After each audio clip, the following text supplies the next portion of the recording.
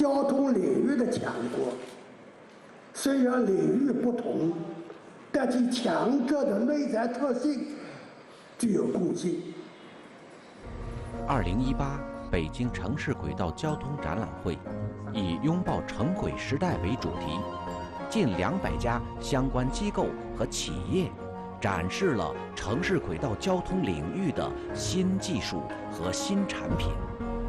在城市轨道未来之路上，新模式、新业态、新技术协调发展将释放出巨大的创造潜能。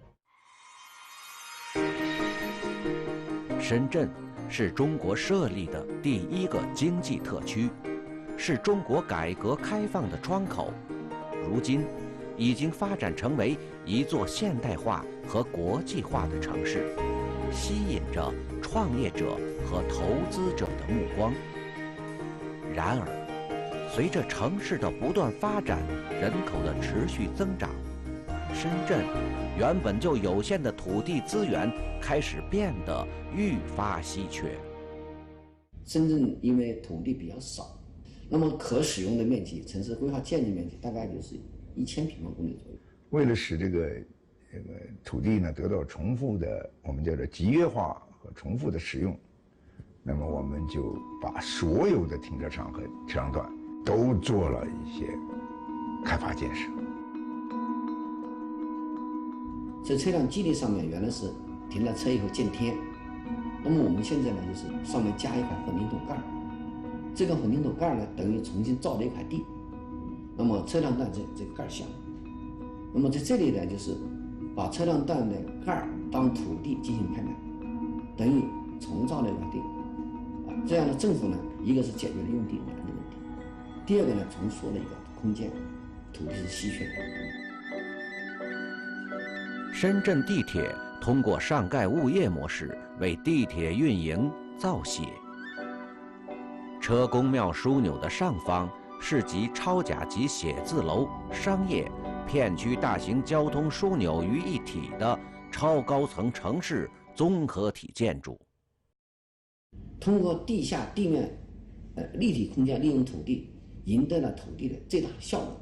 比如说我们2期呢就做了21000套的保障性住房，专门提供给低收入人群和人才工业来使用的。上盖物业一方面解决土地资源紧缺和住房难的问题，另一方面也实现物业反哺城轨，使城轨建设可持续发展。如今，这种轨道加上盖物业的模式已经逐步推广，为多个城市采用。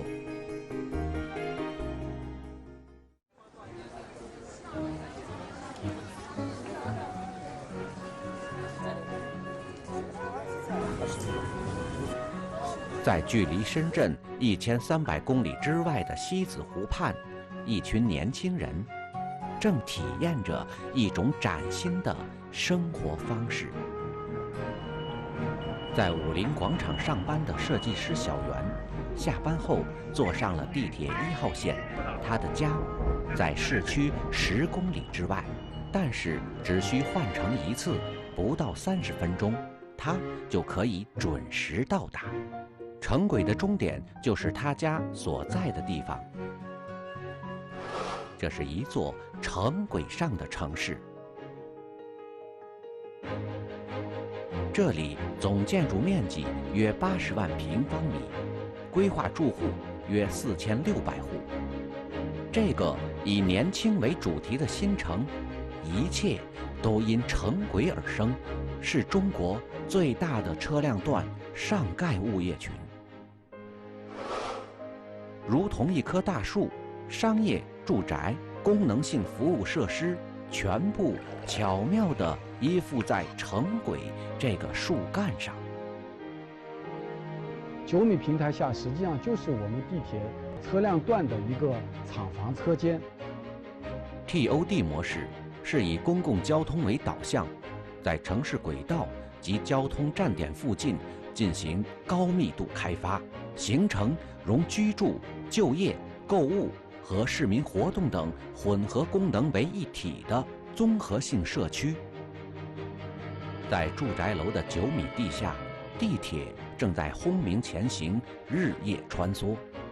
轨道上的居民真的能不受噪音的干扰吗？就是晚上会不会吵或者闹的这一种，因为地铁它要从下面通过的。李小姐你好。那就测20分钟吧。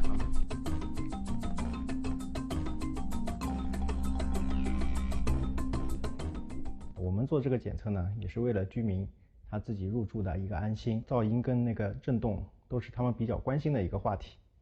城市轨道交通沿线建筑物室内的限制标准是70分贝，然后我们的最终结果呢是55分贝，是远低于国家要求的一个限值的。这个就是减震垫，很柔性的啊，它有能够起到很好的缓冲作用。9米的距离，一边是日夜不停、川流不息的列车，一边却是安详静谧、其乐融融的宜居之地。在这个小型城市里，一群怀揣梦想、努力拼搏的年轻人聚集在一起，给这个小城注入了活力。它里面的配套也都是很齐全的，年轻人多一点嘛，就是说生活方式也会年轻化一点。一觉睡醒，去健身房挥汗如雨，开启活力满满的一天。然后煮上一杯香醇的咖啡，接着去烘焙学校学个西点。晚上约3俩好友小酌一杯，充满幸福感的生活是小圆们的日常。目前，越来越多的年轻人喜欢选择城轨新生活。他们工作在闹市，居住在新城，新生态让年轻人的生活有了更多的可能。哇！生日快乐！谢谢！生日快乐！开心1、2、3，看这样，那呼吗？是1、2、3，呼！来。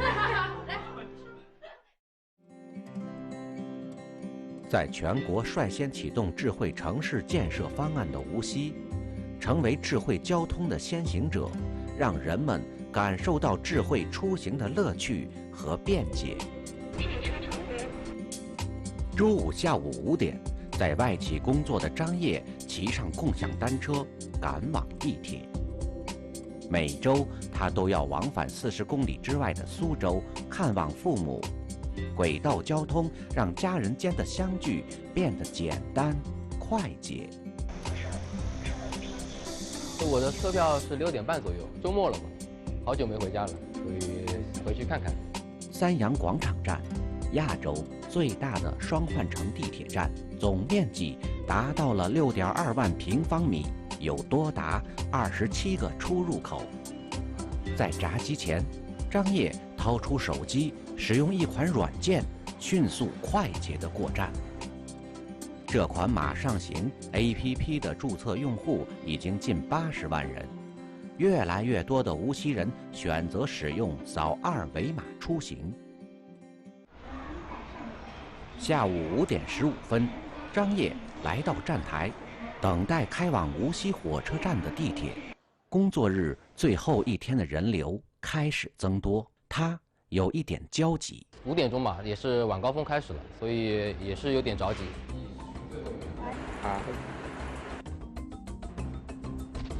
这时，无锡地铁智能化管理中心的工程师陶杰正在密切关注数据。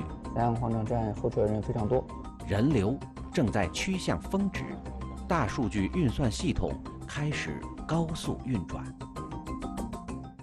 然后这个问题需要马上来疏导，不然的话，后续的人逐渐进来，整个车站会进入一个半瘫痪的一个状态，这个对大家的出行是一个很大的一个影响。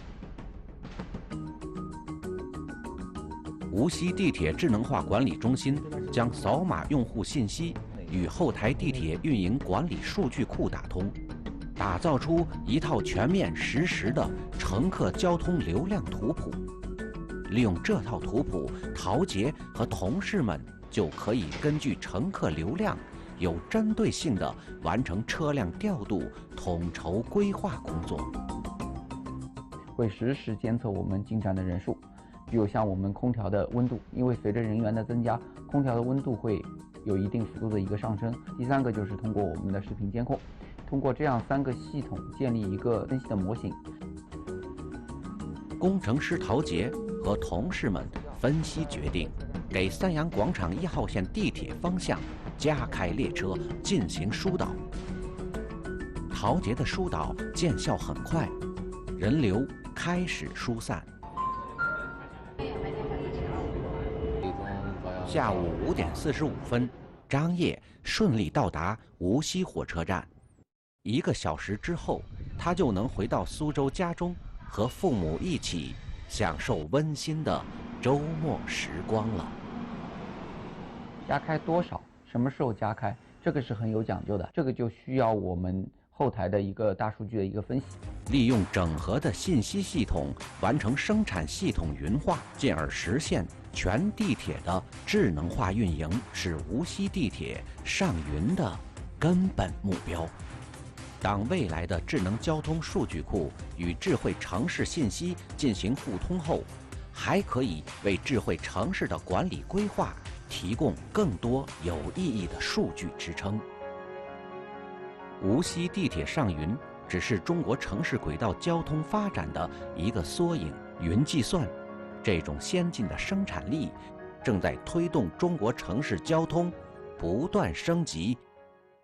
不光是为我们老百姓提供便捷的服务，更应该给他们提供幸福的生活。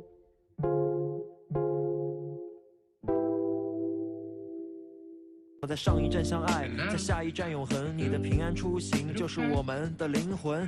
一首歌的时间有多少故事感染人？经过了这几年，坚实铁轨就是见证我爱我家，我家爱我。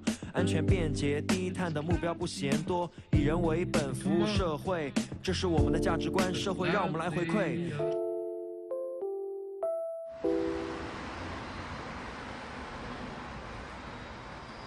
在西南交通大学体育馆前矗立着一尊铜像，莘莘学子经过都会投以崇敬的目光。詹天佑，中国铁路建设史上为梦想开路的第一人。詹天佑铜像的隔壁是西南交大牵引动力国家重点实验室，这是中国轨道交通领域唯一的国家实验室。然后我们希望将这项原创性的或者颠覆性的技术，在未来能够让人们在出行的时候有一种新的一种交通方式，一个效果。所以你在里面会。邓自刚和他的学生们正在记录着数据，他们花费了半年时间做成的这个模型，演示了未来一种新型轨道列车——高温超导磁悬浮列车的运行原理。这种新型列车的速度将超出人们的想象。2006年，上海开通了世界首条商业运营的高速磁悬浮专线，时速达到400多公里。然而，在邓自刚团队看来，这项源于欧洲的技术还有更好的解决方案。数百公里的时速并不是他们的终极目标。就将高温超导磁悬浮和针管结合在一起，然后抛出一种新的技术方案。2014年5月，一篇英国《每日邮报》的报道震惊了业界。中国西南交通大学的科学家们开发了一款特别的列车。这个看似普通的小车，一旦注入零下196摄氏度的液氮，就瞬间变成了超导体。在有磁性的环形轨道上，它不仅可以实现无缘360度自稳定悬浮，还能飞速前行。这就是更加快速、节能、高效的高温超导技术。2013年，邓自刚带领团队将这种高温超导技术应用在了磁悬浮列车上。在真空环境下，高温超导和磁悬浮的力量得到了最大的发挥，获得了1+1=3的惊人效果。抽掉90%的空气，就相当于飞机飞行在16000米的高度，所以在这个时候，里面的空气是非常稀薄的。所以我们这个列车的话，在同样的驱动能力情况下，它可以达到更高的速度。这是世界第一条真空管道高温超导磁悬浮交通试验线，也是世界上首个真空管道运输系统。它寄托着邓自刚团队的心血和期望。他们的目标是每小时1000公里，这将超过目前民航客机的飞行时速。咱们旁边的日本，现在正在修低温超导磁悬浮列车商业运行线，从东京到名古屋，2027年就会通车。它的商业运行速度是505公里每小时，它的实验线基本上有20公里，现在已经延长有40公里。这个美国的超级高铁，它的目标速度就是1200公里每小时，但是它这2年推进的特别的快。那今年7月19号最新的速度是已经达到了467公里每小时。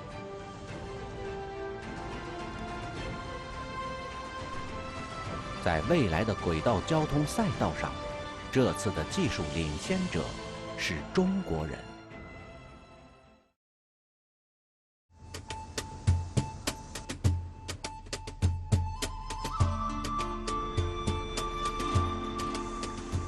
早晨8点半，天府之国成都的地铁内依然人流如织。西南交通大学的意大利留学生安德鲁来到中国已经3年了，他的专业是车辆工程。今天，他要跟随他的导师蔡成彪赶到成都双流机场附近，去看一只与众不同的大熊猫。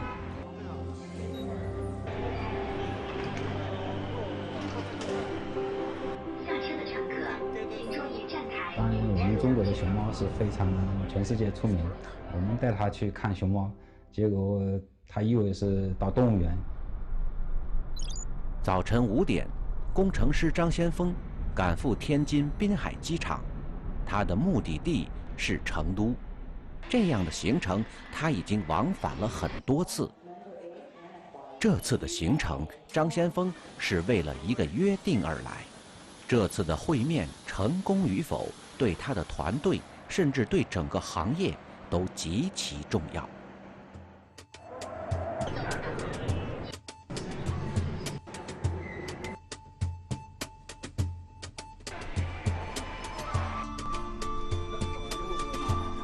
I'm not seeing a panda animal, but I'm seeing a panda vehicle.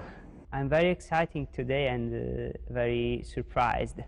结果到了现场一看，是一个熊猫的列的车辆，对吧？所以他觉得是很吃惊。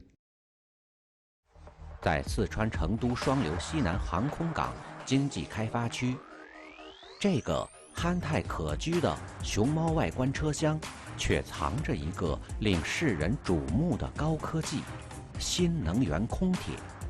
这是世界城轨建设中新能源应用领域的重大突破。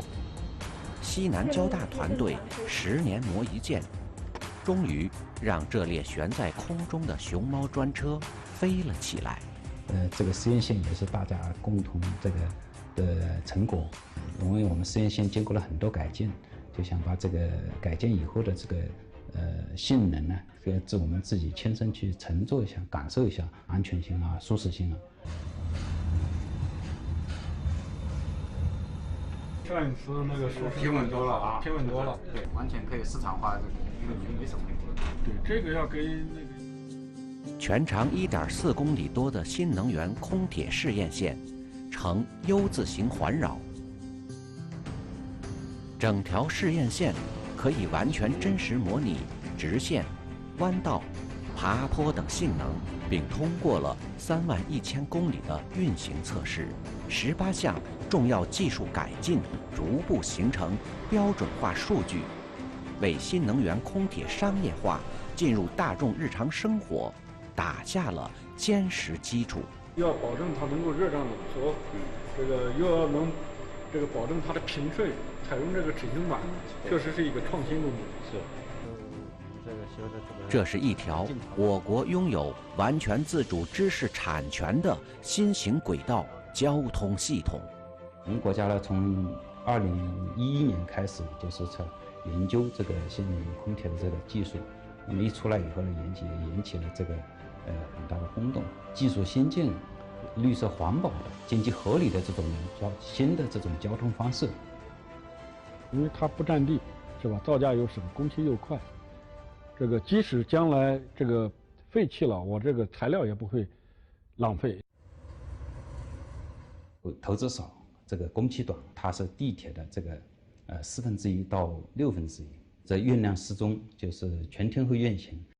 目前，世界各国无论地铁、地面轨道，还是既有的悬挂式轨道交通，均采用外接电力作为动力源驱动列车运行。新能源空铁采用自主创新开发的超级锂电池能量包作为动力源，是我国首创的技术领先且经济适用的新型城市轨道交通制式。四川省科技厅组织刘月梅院士、杜延良院士等15位专家呢，对新能源空调这个技术成果呢进行了评审。那么专家组呢就一致认为，就是说新能源空调是我们国家的首创。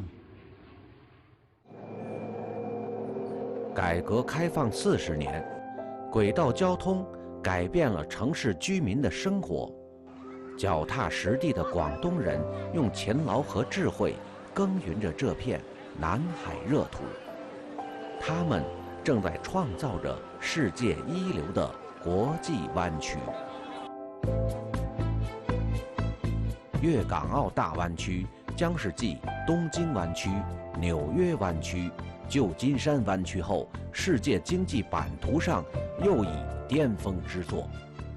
高效快捷的交通运输是链接区域发展的重要环节。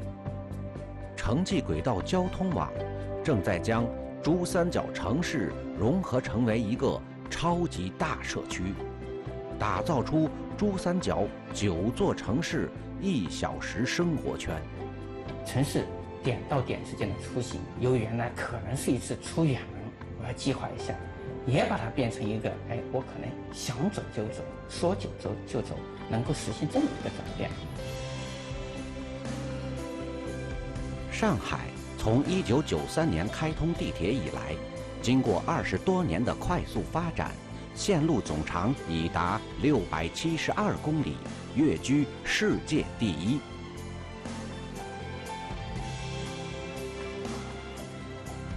轨道交通激发了长三角地区城市群一体化发展的活力。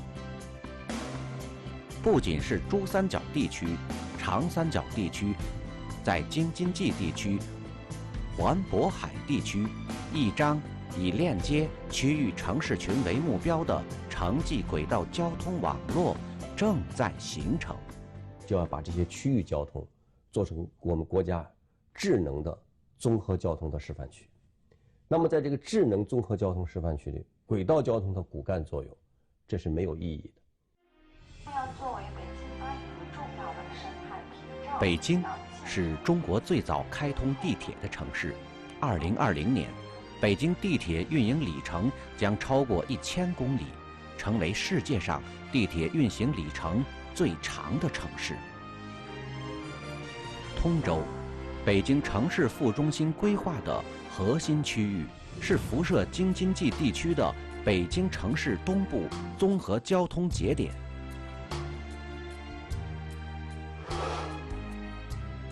北京常住人口已经超过2100万。京津冀协同发展战略提出，要构建现代化交通网络系统，把北京的非首都功能向外转移。文化和科技、金融和新制造、现代商贸和物流，北京、天津、河北3地优势充分互补，由城市轨道交通构建起牢固的交通干道。轨道上的京津冀正在逐渐成型。那么基于轨道的经济，那就是要快捷、安全、绿色、环保、智慧，通过它来形成一个完整的路网结构。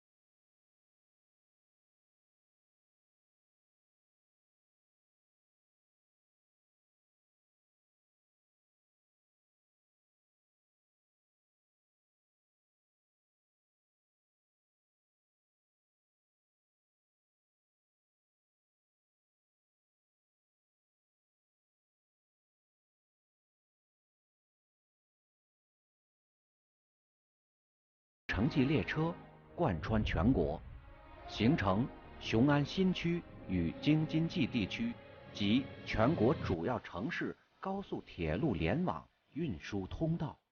能够参与进来还是非常荣幸的。未来，我们将在这片希望的田野上，建成一条美丽高铁，建成一座最美丽的城市。19大报告提出建设交通强国的宏伟目标，交通被列为国家大计。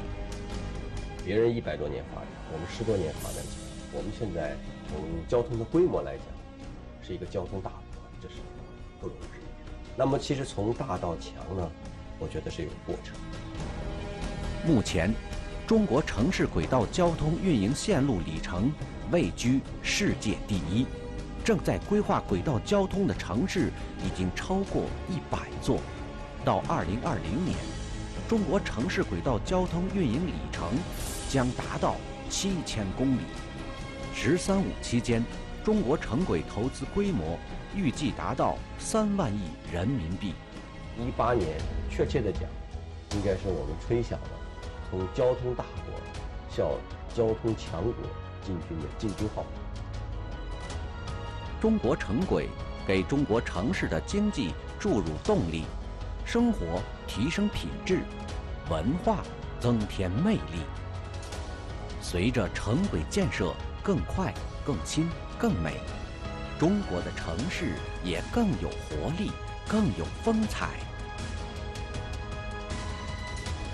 那一条条纵横交错、穿山越壑的城轨，是新时代中国特色社会主义道路的象征，它承载着亿万中国人民的梦想，让中华民族伟大复兴的中国梦驶向远方。